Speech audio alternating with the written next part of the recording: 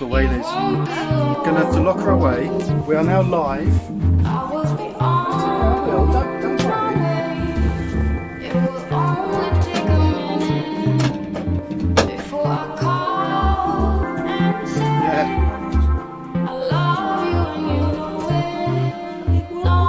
Yeah. Yes, we are. I'm doing this. It's all right.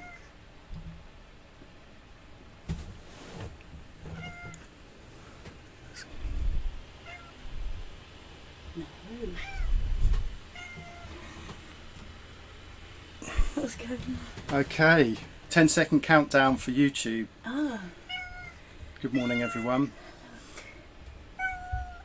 Look at the camera. Right, so shall I just explain? Okay, good morning and welcome to our very early live broadcast. We've had a technical hitch straight away, madam. Yes, she was upstairs with her harness on, and she, of course, did the famous Houdini. She escaped, so I've just been running up and down the dock, and I found her. So I'm going to bring her back, but you're probably going to hear a lot of shouting and screaming because she wants to go out again. So. And that'd just be Liz. Yeah. Well, that might help answer one of the questions we were going to cover, which, of course, is how is Millie?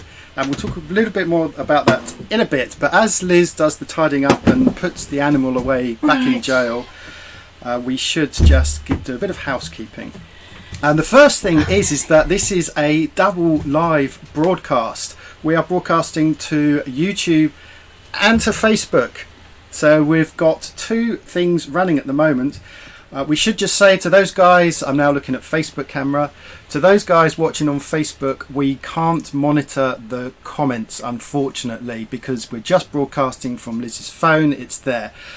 If you're on YouTube, meanwhile, we do have the chat. We've got the live chat, and great to see a whole load of people already up and running. I can't read it from here.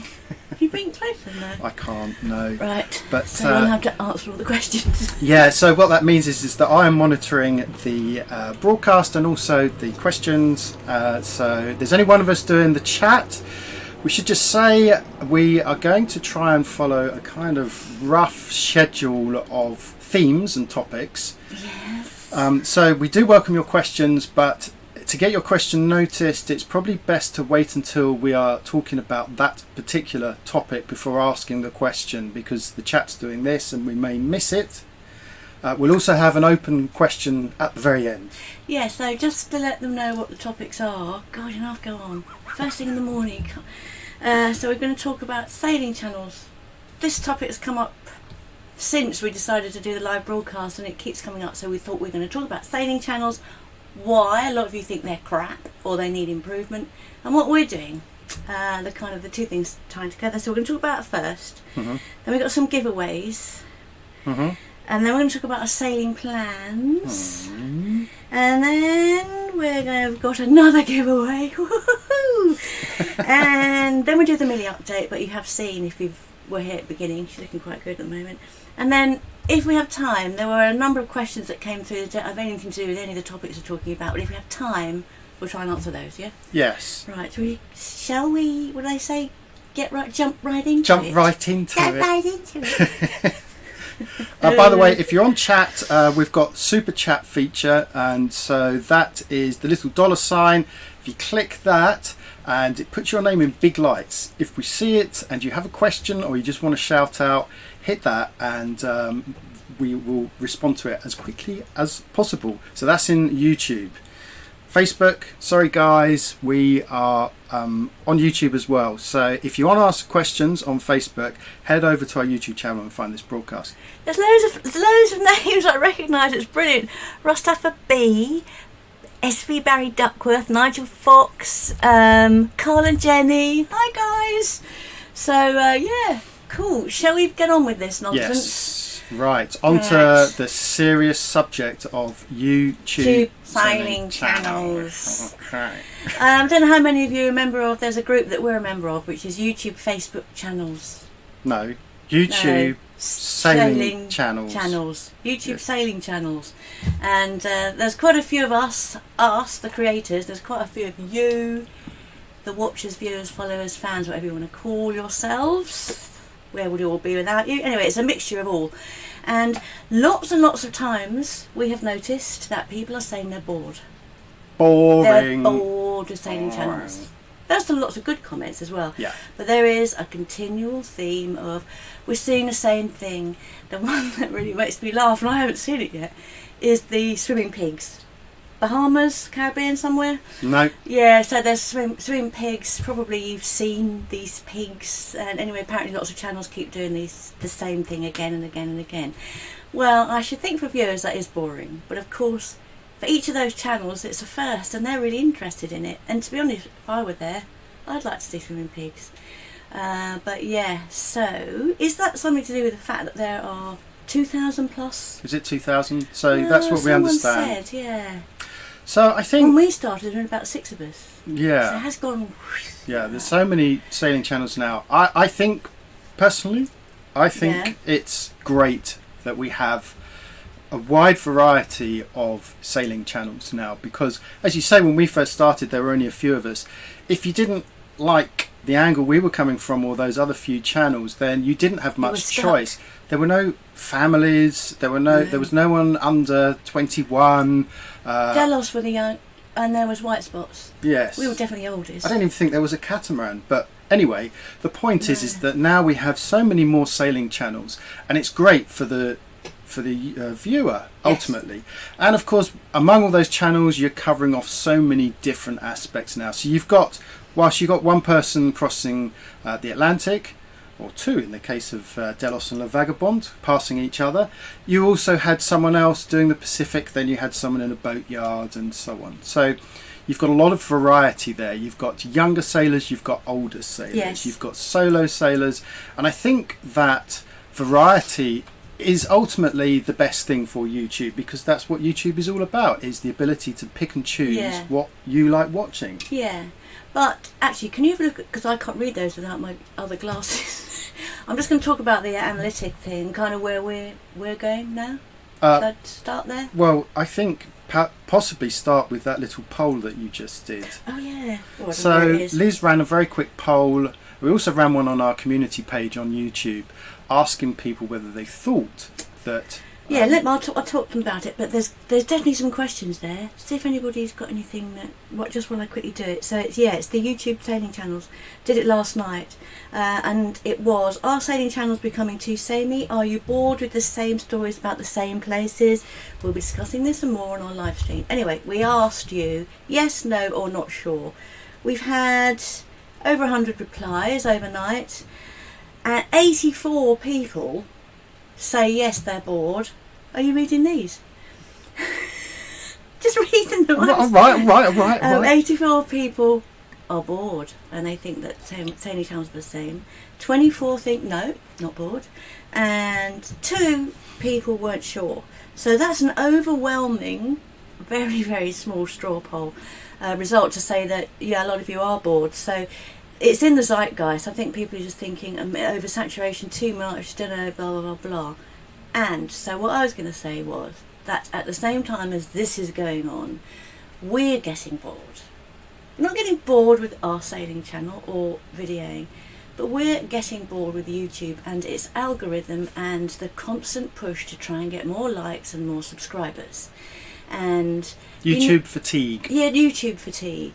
This wasn't something that we worried about for the first couple of years or so. We didn't even think about it. We were just grateful that anybody should watch our videos. And of course, as time's gone on, we've developed and worked on our YouTube channel, and you're spending more and more time doing lots of background work. This has become a really big thing, and it's not just with creators, it's with fans. Fans are looking at, how many subs have they got, how many likes have they got, you know, and it's become a really big part of having a channel. And we've just said, enough, don't care anymore. We don't care about the number of subs and the number of likes. We do know that the people that watch our channel are incredibly engaged in what we do and in sailing generally. Yeah, no, we have a fantastic rapport. Okay, you've been talking now for at least 7.5 minutes. And you haven't given a single. So I think what Liz is trying to say is that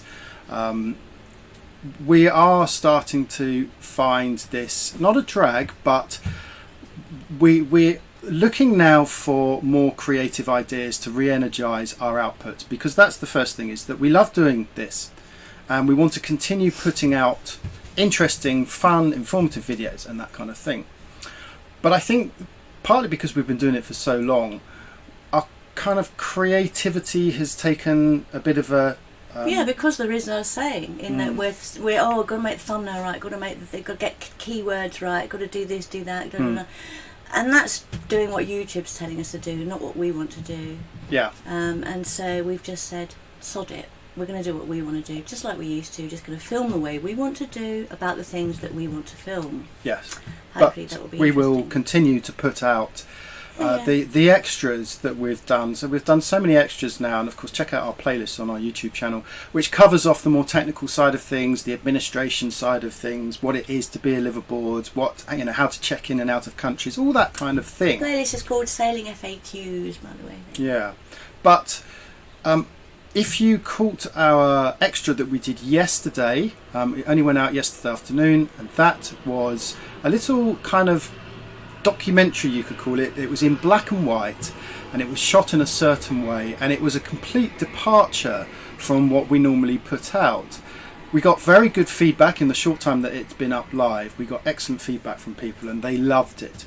Now, that doesn't mean that all of our episodes are now going to be shot in black and white, and everything, it's all going to be slow-mo and moody and dark and noir, but it did allow us the time to create, to come up with a different sort of avenue, to flex our creativity. Basically. Yes, it's your creativity with my backing. I mean, the thing is that didn't just come out of the blue. It wasn't us thinking, right, we're going to be creative and clever and all that. It's something that's been going on for ages. You brought all these lenses, because it's shot on a very old 1974 lens. So you had all these ideas anyway, and we've been looking at perhaps ways of changing things up a bit, and what we agreed was that it depends on the subject and the narrative and the story and what we're doing, but we can swap around methods of filming, editing and so forth. And that one that you did yesterday, which was just talking to two people, was perfect for the way you shot it in black and white, kind of a vintage look. And we were influenced by a great film recently called Bait. If you haven't seen it, see it. B-A-I-T, fantastic film, the way it's shot. It's won awards. Anyway, that was something. So still doing the same thing, but you'll match whatever the mood of the... Well, I don't know if you saw last week's episode. There were a few subtle changes that we put in there. So the first thing is the scene, the roti man scene, where we went into Terempa town and we watched the roti man. Now, there was a certain filmic look to it, so we moved away from the really bright, vibrant GoPro super sharp look and went for a much more filmic, organic look to it, and a sort of analog look to it. Excuse me, there's an aeroplane going over, and that kind of gave it a different feel. So that was one. Yeah, it was quite subtle. I wonder how many people noticed that. No one commented on it, but from our point of view, it was a bit of fun, and it created something a little bit different for us. The second thing was, towards the end of that episode, we've got hours of underwater footage. Yeah. And we realised that putting a 5-minute segment of underwater footage in, unless you're really into that kind of stuff, it gets a bit boring and people tend to drop off. So this time what we did was we had Liz talking to camera, and then it was cut to about 10 seconds worth of a bit of footage, and then back to camera, and then I did the same. And there were a couple of sequences which were about 30 seconds, but rather than give you 5 minutes, we were cutting it up. So again, that was just another subtle way of slightly changing the way in which we put together these videos. It's giving us that creative freedom, and it's hopefully providing a slightly new and different take on the way in which we do our vlogs. So we're open to ideas. We'd love to hear from you, to hear your ideas on how to make some of these changes. Yes, to a certain extent, but I think that's contradicting what we're saying, which is we want to do it the way we're going to do it. Yeah. Yeah. And we're not slave to the rhythm. I think what I'm saying is that I would like to get people's feedback on what works and what doesn't, because it might be, for example, the black and white one that we did yesterday that we loved doing. Gets a complete no-no. So does that mean that we wouldn't do it again? That's not what I'm saying. Well, so you see, okay. we haven't even decided ourselves yet. We don't know what we're talking about. It's early in the morning. I mean, I thought the whole point was that you're going to experiment and play with all the things that you really want to play with. Yeah. Yes. So basically, it won't really change the fact that we're putting out weekly videos, and they are always going to be about what we're doing and where we are. But they might just have a different format. Yeah. We're not doing it for the sake of it. We're doing it because he is passionate about photography, always has been, which is now cinematography. I'm passionate about storytelling, so put the two together, we're going to really try and do what we want to do rather than what we think YouTube likes. Again, I'm saying it again, we've already said this anyway. Yes. Can we swap sides? I want to sit this side so I can read. All right. Okay, so first of all, Carl and Jenny, hey chaps, who said all creators, as creators, we can't please all the people all the time. Absolutely true, and I think that's a very important thing to remember as creators. And it's partly what you're saying is keep doing what you want to do. Yeah. Rustaffer B, hello. Obviously clearly knows his stuff. He's saying you have to shoot in 24 frames a second for the filmic look, which yes is true, and he also did notice some of those changes that we made. Yes, he obviously can comment on the time. Good. We are a bit nerdy when it comes to film, so it might be boring to some people, but it is something that he's fascinated in, and I'm gradually becoming fascinated in. And then we've got Sailing Yacht Salty Lass. Oh, hello girls. Good morning, good evening, and good afternoon. They're just saying you're articulating exactly why we don't worry too much about playing the YouTube game. This is very true. So we use YouTube to connect with local sailors rather than chasing audience numbers. Now we should just point out as well, of course, is that YouTube has slightly changed the way in which it promotes channels. It's moving away from the number of subscribers and more into engagement. It's measuring engagement as in how many minutes or what percentage of time people watch your episodes, and these are becoming more relevant and your subscriber numbers are becoming less relevant. Okay, so we should be doing very well then, because we have a very engaged audience. We try and answer every question, as you probably know if you're a regular, and we learn things from you. I'm pointing like that because that's what they do over here. If you point like that, it's really, really rude. So I've now got used to doing that. Pointing with my thumb, it's weird, isn't it? Anyway, you you are very clever, and between you have masses of experience, more than we do, so we really, really do appreciate all those tips you give us, so don't stop giving us those. Yeah, anything else on this subject then? I think we've gone on, haven't we? How long? We've been going on for 20 minutes. We have gone on a bit about it, but I think it's really important to discuss this, and also to be honest with you guys about the fact that YouTube fatigue happens. Yeah, we understand. We can understand why audiences are bored seeing the same old thing. So, I meant YouTube fatigue from a creator's point of view. Yes. So try and see it from our point of view sometimes. There were a couple of questions related to this subject. First from Paul Little. Hi Paul. What equipment do you do your filming? Do you use to do your filming, and what editing package have you got? Are you happy with what you have, or would you have anything different knowing what you know now? Really quick one. We've asked this quite a few times. But let me just get the camera quickly, without tipping and hitting. Yeah, I'm going to move up one. I'm in the master's chair. Okay. Thanks, Sailing Kiwi. Love the latest vid. So, I think the most important thing, we have discussed this previously, and sorry if you're watching on Facebook, we seem to be cutting our heads off. Let me just move the camera slightly. No, it's not going to work. Okay, so We have discussed what equipment you should use for vlogging, and basically just use whatever you can get your hands on. Yeah. Right now, this is the rig I use. Oh, it's very big, Jamie. Yes, it's obviously making up for a lack of something else. But that's the full rig, okay? And as you can see here, I've got an extra handle, I've got a light here, and your shotgun microphone. Now that light is very, very rarely on, so really it's just the mic and the handle. But, of course, this is the rig that I've ended up developing over the last few years.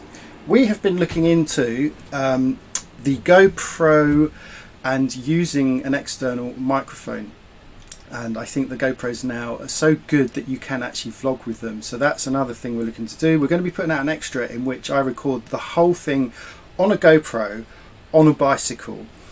We use an external lavalier microphone clipped to the belt, so you get good sound quality, but the stabilisation of the GoPro is really good. There's a whole load of other stuff. I think we can talk until the cows come home about what equipment we use, but we are going to move on to the next question. Elizabeth? Yeah, sorry, I was just reading some comments. There's a really nice one from the Buffmeister. I love the black and white. The only reason your videos are so great to watch is because you're passionate about it. Do what you want to do and let the chips fall. Let the chips fall. I've never heard that expression. That's good expression. Yeah, so the one more on sailing channels, Mark Walker. Making good videos is very time consuming. Does it detract from the adventure? That is something a lot of people ask. Do you know what? I would say very quickly, it's part of the adventure for us and has been since we started. Before we started, you were writing diaries. When we started in 2005, you were writing a website. So writing a website. Yeah, so you had a blog. Blog. A blog. It was very much you, driven by you. And then it got bigger and bigger, and you drew me in, and I got really involved in it. And then we went to podcasts, and then we went to writing and a lot of photography when we were in India. So we've always done this. It's always been a big part of the adventure. And then, of course, when we did the refit over here in Thailand and started literally just to keep tabs on where we were, it became a video that you transferred to. I think it's born out of this idea that when you're on a boat, and even when you're travelling and not on the boat, you're not doing boaty things all the time. No. It's important to have ideas and passions outside of the day-to-day sailing. Yes. And there goes another aeroplane. It's busy this time in the morning. So I think that really helps, the fact that we are motivated to do something outside of the sailing. And we've both always had a creative bent, and so we have the technology now to be able to make films from our living room and upload them via the internet. So it could really impact on your adventure unless you really love it. It really has to be a passion. I think that point about having to do things other than sailing is such an important one. Yeah. You know, people are always saying, oh, there's not enough sailing. Well, do you know, we don't do that much sailing. We go from one place to the next. What do you want us to do? Just keep sailing around the world forever and not stop? One of the things that people love about cruising is the destinations you go to. Absolutely. And for us, that's probably the main thing. You know, the sailing is incidental to the destinations, the people and the places and the culture. So, yeah, and then the rest of the time, when you're not sorting out the boat, you have to have a passion, otherwise you'd go insane doing this, I think. And this is our passion. So those are the two questions. So the next thing on my list is giveaways. Oh. Yes, I put two little tiny stupid videos together on our giveaways. The first one is for FTB mates. We do a free draw every month for all our FTB mates, and that includes our patrons who are at a certain level and above. And this January it was a mug, and it has been t-shirts and so forth and so forth. So it's a beautiful Esper mug that we don't even have ourselves yet. No, it's we the don't. Fair It's a Winds new one. mug. Yeah, it's a new beautiful. one. So what we do is we painstakingly put together an Excel file. I get all the names from that, and then we do a random name picker. It's just on Google. A random name picker. Chuck all the names in there, and it spews out the winner. So, FTB mates, if you're watching, this is for you. Right. Okay. Let's have a Will look. it work? And that's the wrong one. That's the Christmas one, you fool. Take it off immediately. No, that goes back at the end. He's done it all wrong. No, stop it. There we go. So that was the That's the Christmas one. one. So the question is, where is our January, February one? It's January, not February. January one, sorry. Let's see if we can find it. Can't get a star. No, you really can't. Yeah, so the Christmas one, which you're playing again, that was to everybody. It went out just before Christmas last year. And it was to win those 3 things that you keep seeing. But we didn't get that many replies, and quite a few of the replies were wrong. So anyone who did reply and got it right is in the draw, and there is a winner. So why do you keep showing it? Because I'm an idiot. We'll come on to the Christmas one in a bit. Yeah, but have you got the FTB Mates one? I don't know where it is. Doesn't matter. We'll play it. We'll put it up on FTB Mates and on Facebook. Okay, so in case you're wondering about FTB Mates, so you may have seen us going on about it, and you see other channels going on about Patreon and buy us a beer and all those little buttons. Well, we have FTB Mates, which is our own personal, our own VIP club kind of thing that we have on our website, and it's called FTB Mates, and it's our equivalent of Patreon. We still have Patreon, but we are encouraging new people to come on board to become an FTB mate, and we do things like this monthly draw. What else do we do? So we're trying to get people involved in the actual design of new ideas. Yes. And we've got the high-res image downloads, and there's a whole load of other things. I would like to at some point show you FTB Mates live, but we're not going to do that today.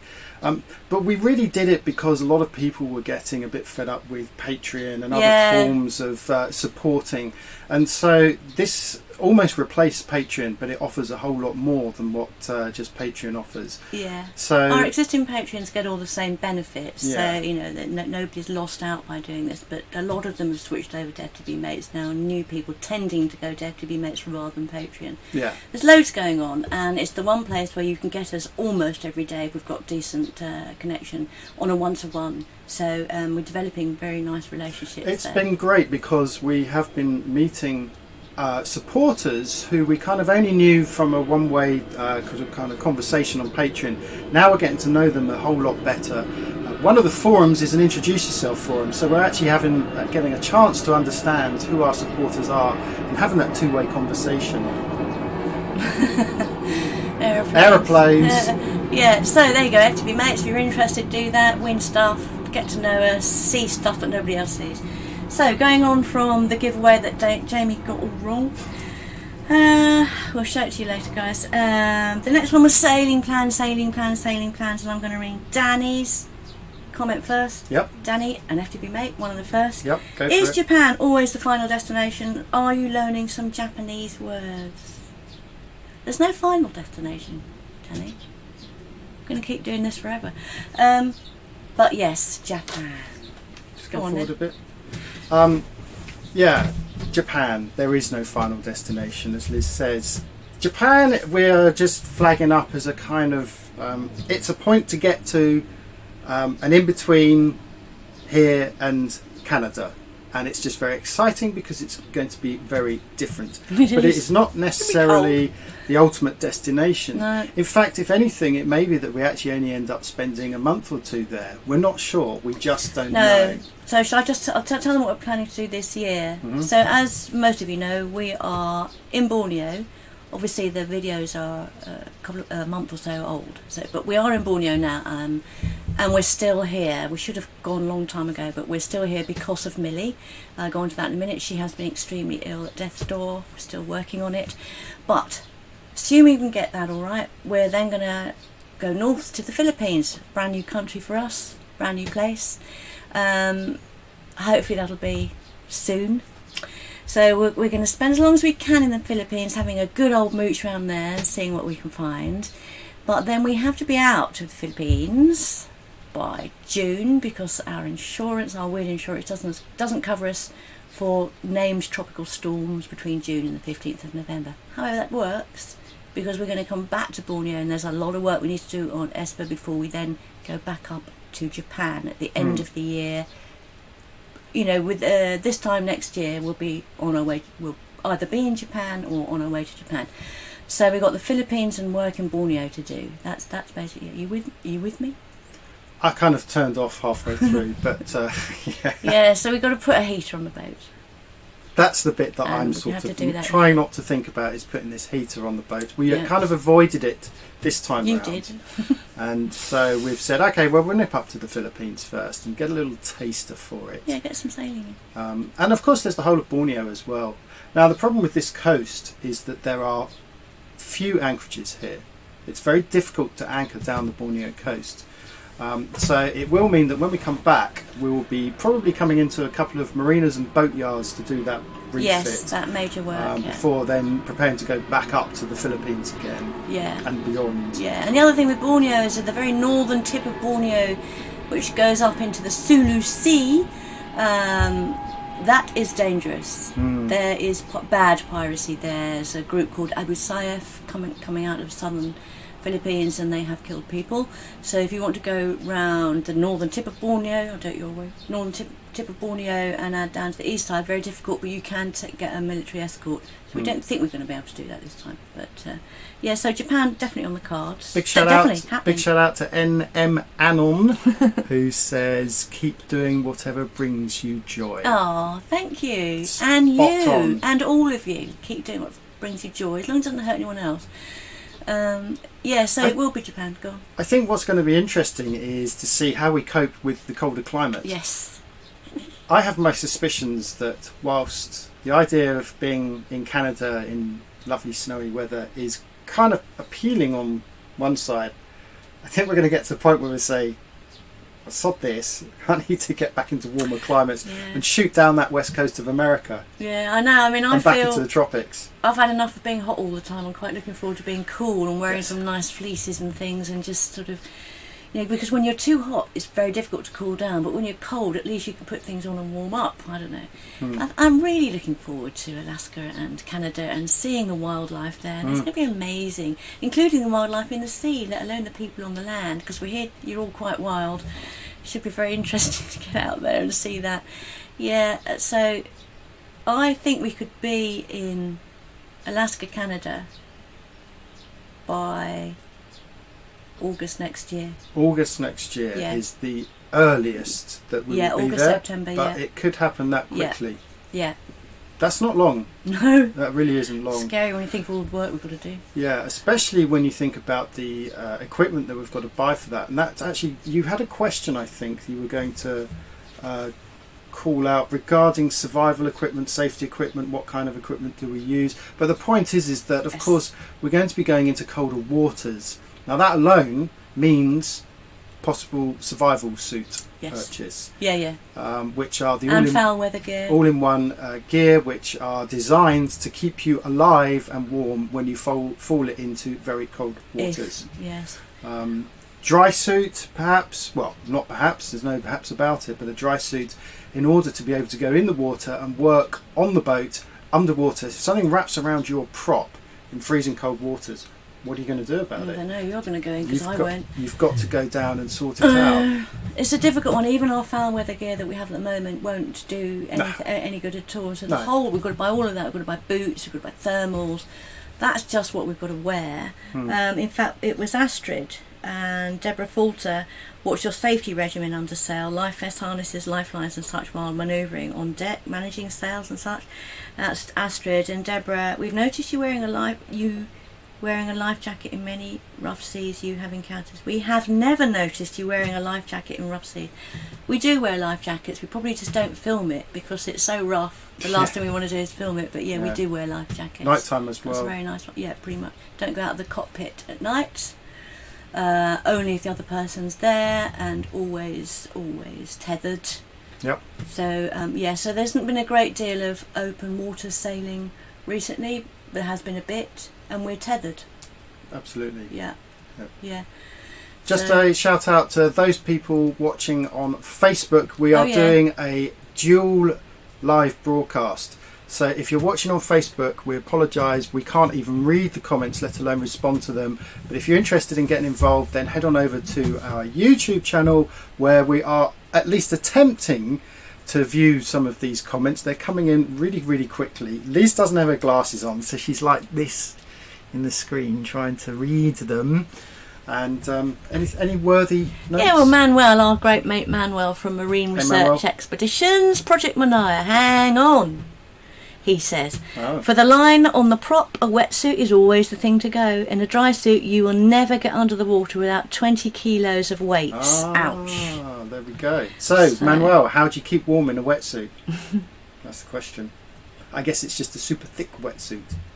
Yes, and Dragonfly says, don't forget the training using the Gumby suits. I think Gumby is what they say in America. I've read that before. It's not a word I've heard. Anyway, Gumby suits. That's Gumby. Those big inflatable, The survival suits. Right, yeah. okay. You need to train getting in and out of them. Okay, there's lots of interesting comments here I'm going to read through afterwards because they're really useful, I think. Oh, Werner. Okay, Werner is a keen diver. Werner. Yes, and he did actually say about our sailing plans that are coming up. This is what he actually said. Will you be able to make a small deviation to Liang? He's talked to you about that, hasn't he? Yes. It's one of the world's best diving spots, but you have to get permission. It's a breeding ground for countless migratory birds, and setting foot on the island is like stepping into the world of national geography. So I don't know, Werner, to be honest. If we go that way, we'll definitely try. Werner's always got some interesting ideas. He's based around Southeast Asia, and because he's a keen diver, he knows a lot of these secret locations, and he's mentioned a few of them to us. Now this one, it does mean special permission, so not sure what's going to happen, but that's one of the great things about chatting to people like Werner, is all these ideas of places that even we have never heard of before. So we have these ideas when we go to a new country, but usually we just suck it and see, don't we? We just think, I'd like to go here, here and here, but then circumstances put you in different directions, and also you meet people on the ground and suddenly you're going off at a different angle. So all I can say is Philippines. That's about as much as I can say at the moment. Yes. Yeah. We're getting there. A couple of others. Abs and Ange wanted to know if can we follow where you are live. Yes, you can. Just quite simply use our MMSI number 235062188, something like It's that. in the description of every video down the bottom. Yes, every video has a description, and of course you can use vessel tracker or marinetraffic.com, and you can just put the MMSI number in there. That is currently the only way to monitor us live. I have been thinking that there should be one of the top tiers of FTB mates. We should actually be allowing them to get updates from our sat phone. So we use an Iridium Go. In that Iridium Go, it allows us to send a text message or an email to a certain number of recipients, and they will get the live updates. They basically include family members and David S. Wheatley, who's a very keen sailor and also has been monitoring our progress and keep giving us safety updates. So there is an opportunity to maybe give some FTB mates a live update because there. we can't let everyone know where we are all the time. This is the problem. The vessel tracker for AIS updates is available. Anyone can do that. So, that's a good idea. And Kevin Barry. All right, Kev. Don't know if you're up yet. For the broadcast, what are the best and worst bits about cruising where you do? I think he means when we're here. Right. Best and worst bits. Well, I mentioned the fact that there are few anchorages here. You can anchor pretty much anywhere. That was a bang. That was a bang. Something hit the boat. Who knows what that was? Probably logs. Actually, that's one of the worst is a very good point. We were warned about this. The amount of floating debris in the water is quite shocking. It is. It's really bad in Borneo. It's really bad. I mean, tree trunks. Yeah. I mean, at one point coming up the coast, we were literally having to hand steer like this around big tree trunks. And the problem is, of course, is that you've got lots of rivers and estuaries that come from the rainforests of Borneo, and the high water washes these out into the sea. And then they all get washed back, and they just go like this, back and forth, back and forth. It's a massive hazard It's a really massive, and we didn't have it in Malaysia, and we didn't have it in a little bit. Not that bad, no. And of course, the other thing, what this means is that you really shouldn't be doing night passages because you've got to keep an eye on the water. No. The other thing as well, of course, is oil rigs. Yeah. And wells and vents. Some not lit. Some have been cut off and are no longer used and aren't marked. So there are other hazards to navigation. FADs. Yeah. So you really don't want to be doing this at night time. Yeah, it is difficult this side of the world and very nerve-wracking if you haven't been sailing for a long time. So yeah, you have to keep your wits about you. It's probably the worst bit about Southeast Asia. Yeah. With all that stuff. And the other thing is all the nets they put down, so fishing is really difficult because I've lost so many lures. A lot of places don't bother to fish. But what's the best? That's the worst. The people, the food, and the travel, not just on the sea but inland as well. People. Definitely. Okay, lovely people. Right, I think we've answered all of those. But shall we see if we can find Millie? We've got Millie. I think we're just going to quickly move on to Millie, or did you want to do that giveaway which I kept playing and got wrong? Well, you might as well, since I've seen half of it. Right, this is the Christmas giveaway. Did a little video just before Christmas, and you had to identify and tell us at what point the Christmas tree appeared. And this is just a little roundup. Shows you where the Christmas tree was, and it shows you who the winner is. Yeah, this is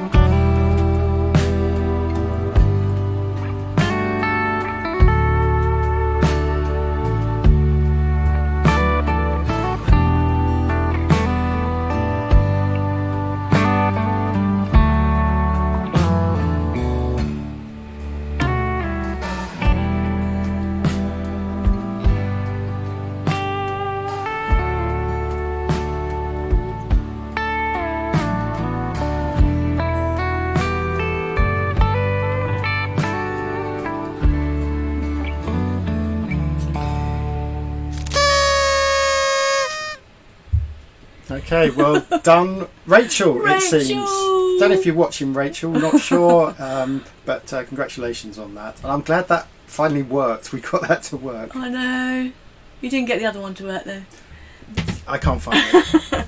Anyway, that's great. So, Rachel, well done. You're going to get those 3 things. Gosh, how lovely. Yeah, by the way, that little Gerber mini tool, multi-tool, I actually treated myself to one of those. Yeah. It's about this big and I've already used it multiple times. Get it? Multiple. I mean, keep it in a pocket, keep it in a bag.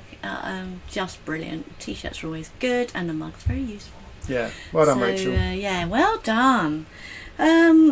Okay, going back, what have we got here?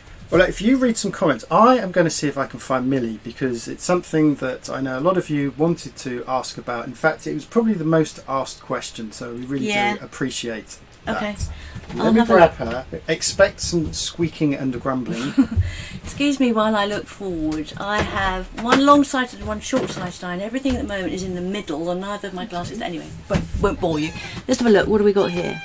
Oh, here she comes. Ben, how's Millie? Yeah, here we go.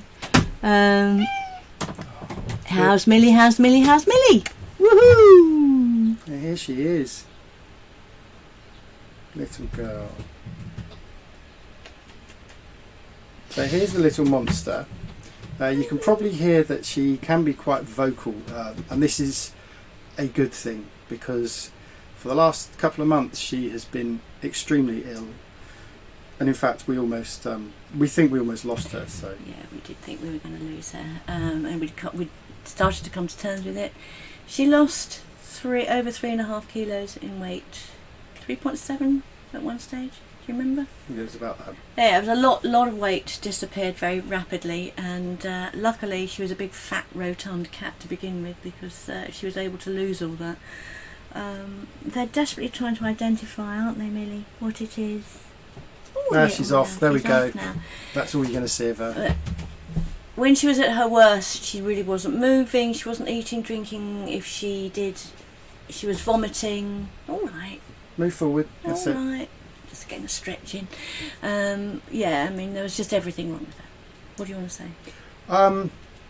Just that we did actually get to the point where Liz and I had the chat.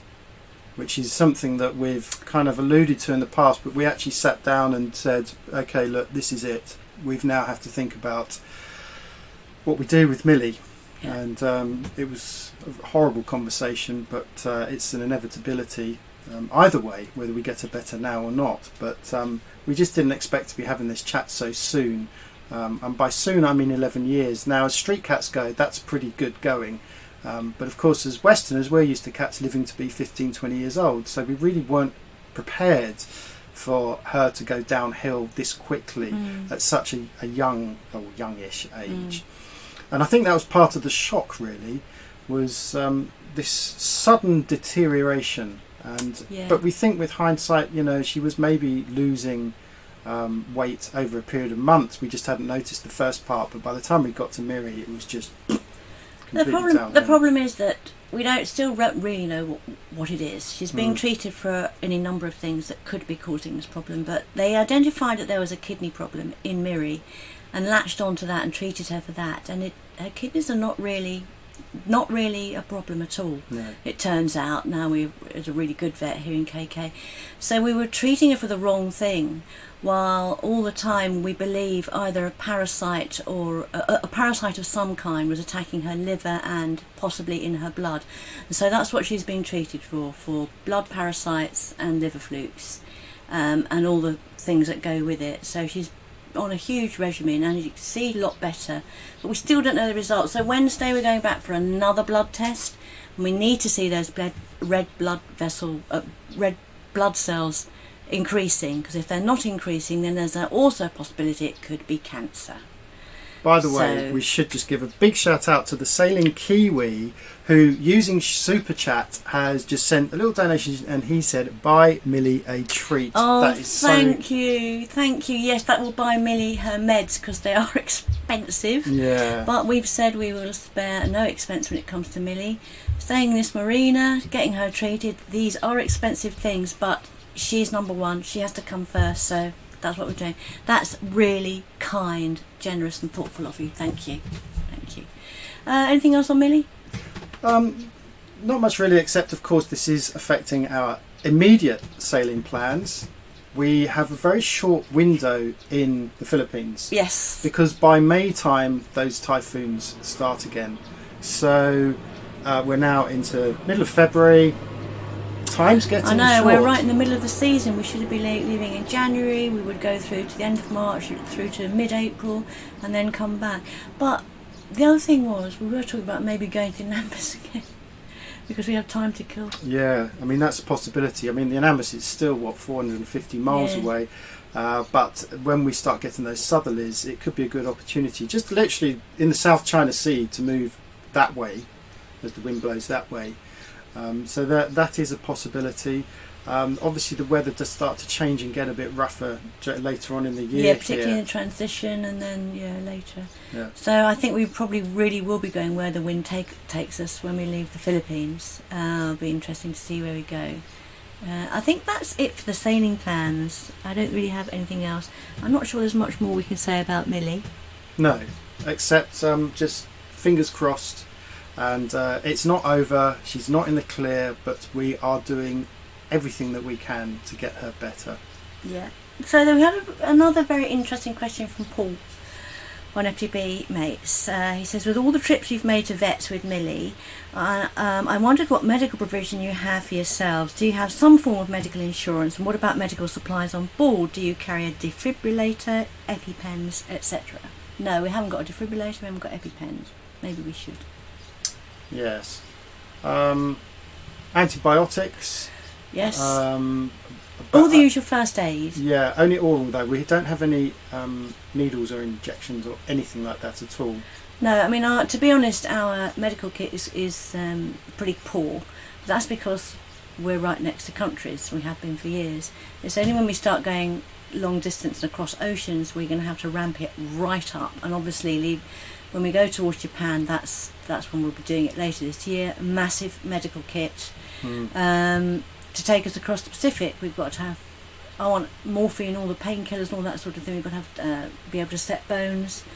We've done first aid kit courses ourselves. We probably need to brush up on that. So we need to do all of that. So yes, very, very important. And it's a big part of one of the things we're doing this year to get that medical kit sorted. As for insurance, we don't have any.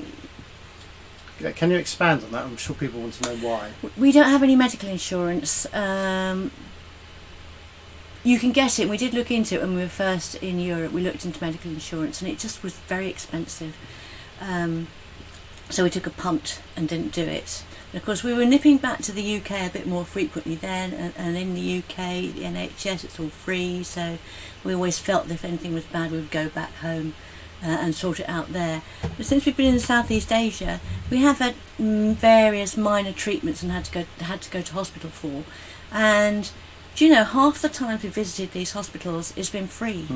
Believe it or not, it's been free. Even to us, and I've tried to give them money and they say no, it's all free. So yeah, sometimes it can be expensive and sometimes it's free, but it's never really expensive. We know people who come from the US, from Europe to this part of the world for treatment because it's cheaper than it is in their own countries. Penang has got some excellent hospitals, really world-renowned hospitals, and even Thailand has some good ones. Great hospitals here in Borneo as well. Tony, who was in the last video that you put up, who talked about being ill, he's been treated for extremely serious illness over here, and swears by them here in Kota Kinabalu. Yep, so that's that. Anything else? Okay, I think you should just start monitoring the chat room now, because I think we've covered most things that we wanted to cover, so we're going to make it an open question time just before we wrap up. Now, if you're watching on Facebook, don't forget we're unable to monitor the comments, so head on over to our YouTube channel where you should be able to find the live broadcast, and we're going to open it up to all the people in there. It's been busy whirring away and we really appreciate your comments, ideas and suggestions. It's been great. But one thing that we tend to avoid doing with these live broadcasts is to go on and on and on and on and on for 2 hours, because there is no need to go on for 2 hours. We've already hit 50 minutes, so I think for the last 10 minutes we're just going to start answering some questions that you put to us. Well, I tell you what I'm loving, now I've got my eyes close to the screen and can read it, is there's a whole load of names there that I know really, really well, and it's really good to see that you're all chatting with each other and kind of getting to know each other and kind of agreeing, which it's great. Here we go, more and more. Do you ever caravan with other cruisers on passage? Now that's a good one. Yeah, good that's question. Peter. Yeah, no. Not if we can't help it. Well, no, and yes. It depends. I think when you're just coastal hopping, you don't need to do that, because it can get a bit claustrophobic because you end up in the same bay, blah, blah, blah, blah. Unless they're people you really, really get on with. Yeah. I think when you're doing bigger passages, it certainly helps to have that security there, to know that if anything were to go wrong, you've got the backup of another boat that's just over the horizon. So that's useful, but as Liz says, I think a lot of the time it does depend if you get on with them and if they're the sort of people you hang out with when you're at anchor. And there's a couple of boats I can think of down this coast, most of whom are now ahead of us and heading towards the Philippines, that that we love hanging out with. And it's really nice to caravan with them.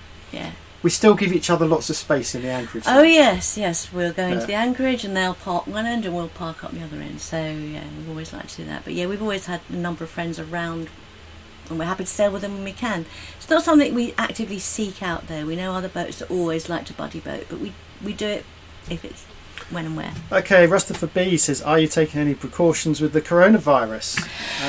Yes, very topical. It is topical, but it's also topical especially in Kota Kinabalu, because there is a large Chinese Malaysian population, and on top of that there is a large Chinese tourist population. Yeah, it's their biggest tourist. And of course it was Chinese New Year. Yep, so we were inundated with Chinese. They were descended upon by the Chinese, who have now all left. Yeah, and there's nobody here. There's hardly anyone. It's really quiet. It's very odd. I feel sorry for the local businesses because they're not getting the businesses. All the boats that are normally going out packed with Chinese tourists, not going out, they're all sitting here in the marina.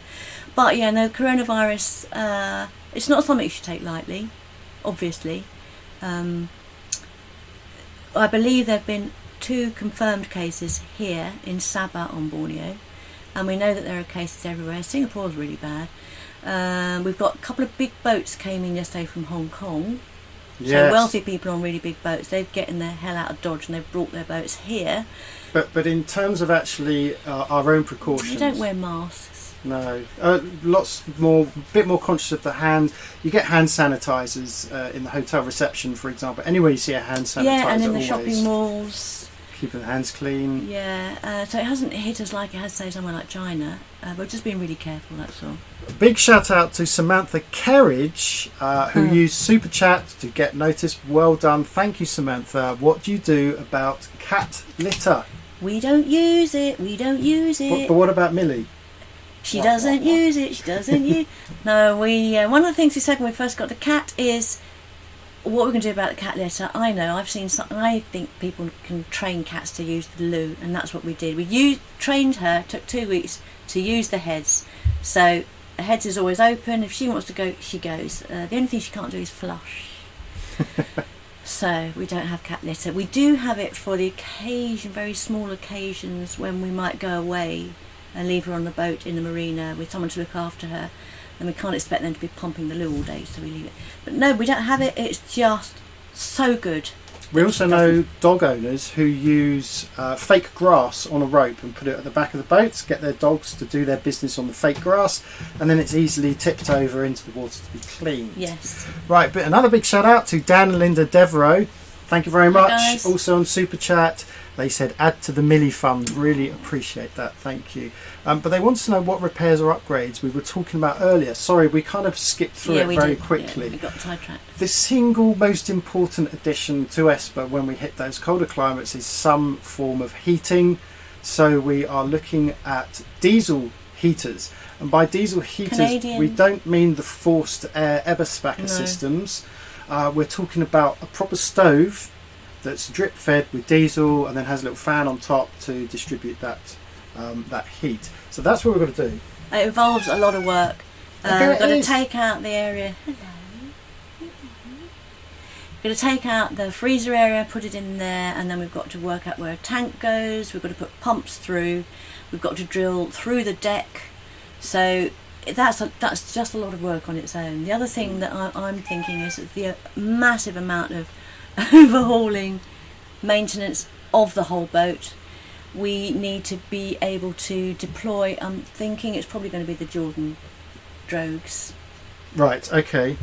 And if we're going to do that, we've got to have somewhere to fix on deck.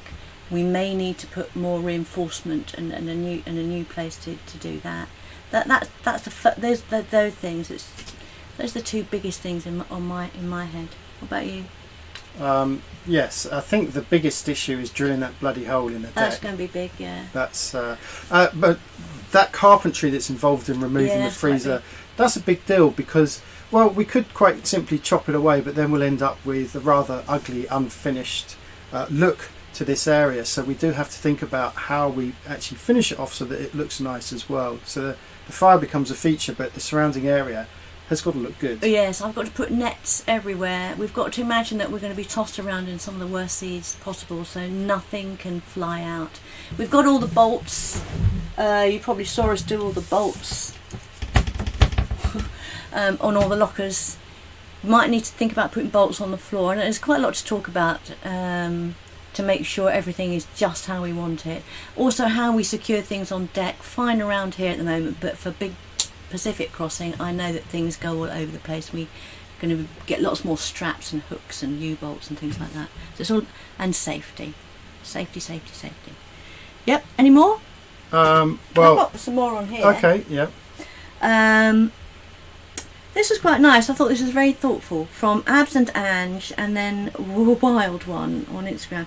Are you guys okay in regards to moral support? I appreciate you have each other, but sometimes you need others to vent to. Or are you that happy with each other you don't need to involve anyone else? That's a good question, because sometimes he's perfect. And the other one was, what do you as a couple struggle with while sailing? How much strain does it put on your relationship?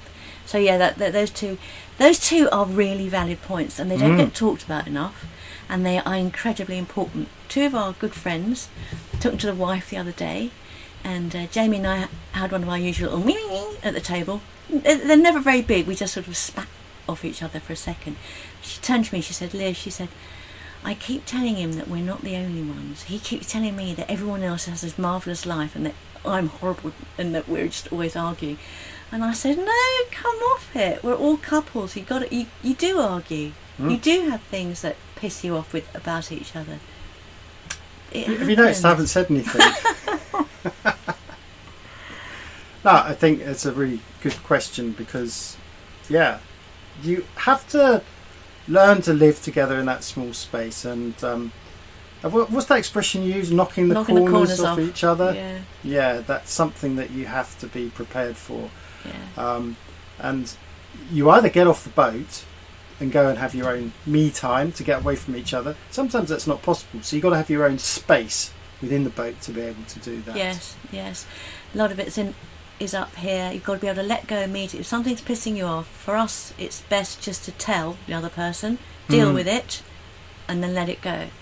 If you're just in a bad mood, you just want to swear, but don't let the other person, don't take it to heart, because they love you and everything's fine. You're never going to leave each other, and it's the way you are. And at the same time, you can just go, "Rah, I hate you," and then a second later it's all gone and you're just discussing something. So there are big problems for some couples, perhaps couples who have retired onto a boat. One has been working, or both have been working, and then all of a sudden they're thrown together 24 hours a day, and that's really hard. Yeah. Well, there was a running joke about the best place to buy a second-hand boat was somewhere Gibraltar or something. Gibraltar, because that's about the length of time it took retired couples buying in the UK to get to before they realised they hated each other, and they parted ways, and then the boats were sent to Gibraltar. Funny joke, but there's an element of truth in that. There really is. We know couples as well who actually spend considerable time apart, so it might be that he spends maybe 3 months on the boat on his own and leaves his wife behind while she goes off and she does her own thing on land, or vice versa. If that works for you, then find the solution for not? you. Why not? Yeah, there's a number. Nigel, that's why I sail solo. Yeah, but he's got stinky though. A couple of people commenting on diesel heaters. Thanks for that. We'll read back on those. There's David Wheatley and Sasquatch. By the way, hello David and hello Sasquatch. Appreciate those comments on the diesel heater. We're looking at Dickinson. That's Dickinson or Reflex. Those are the two that we are. I think it'll be Dickinson because we're going to Canada, and if it doesn't work, they're there. We can go and tell them it's not working to sort it out. They've been very helpful. Yes. Dragonfly, by the way, says that's how he got his boat, presumably talking about a couple breaking up. Right. Yes. Kev, hello. We answered your question about 10 minutes ago, Kev. I don't know if you were online at that point, but yeah. And hello from Laurie. Hello, Laurie. So, we did actually, I'm just remembering while we were talking that we did one of our very early Q&As about relationships on boats. I will put in the description, I'll put a link to that if anyone's interested in relationships. Don't take it lightly, it is a very serious subject. Yeah. Any more? Do you want to wrap it up? I think we're going to wrap up now. We've been running for just about an hour, and that to me is always a limit for live broadcasts, so I think that's a perfect opportunity to wrap up at this point. And so to conclude, how can we conclude? Millie is making good progress, but she's still not over the hill just yet. She's not. So we are going to continue to monitor her, but at the same time desperate to get out and start hitting the Philippines. Regarding YouTube sailing channels, I think from our point of view we want to give ourselves our own creative freedom, and that might mean doing things a little bit differently. So expect to see maybe a few changes on Follow the Boat Sailing channel. Yeah, well, we're doing the same amount of output, but it may look a little different. Yeah. Keep commenting. Love hearing the comments. Yeah, we do. Okay. Yeah. What's that? Okay. Ant and Sid say we never argue because Sid's always right. And I think that is the right attitude, Ant. I think you've got it right there. Okay. Sun's up. The sun is up. Time I'm for a coffee. desperate for my second cup of coffee. So, listen, guys, really do appreciate you tuning in, and glad we got to answer some of your questions. If we missed it, we really apologise. You have to understand, Liz's eyes are wonky, and it's quite difficult to read. Need a much these, bigger but, screen. yeah. So, thank you very much. If you've got any comments after watching this video, then just leave them in the comments rather than in the chat. Yeah. And I don't know how it works. So this you do have to manually then make this available for people. unfortunately, the super chat disappears, Oh, no. which is a real shame. It disappears, but you can continue to comment underneath the videos. If you're watching it retrospectively, you can just add your comments in. Rustafari B, no, I don't miss the UK, by the way. Thanks, guys. Fair winds. Coffee time. Thank you so much for watching. Peace and fair winds.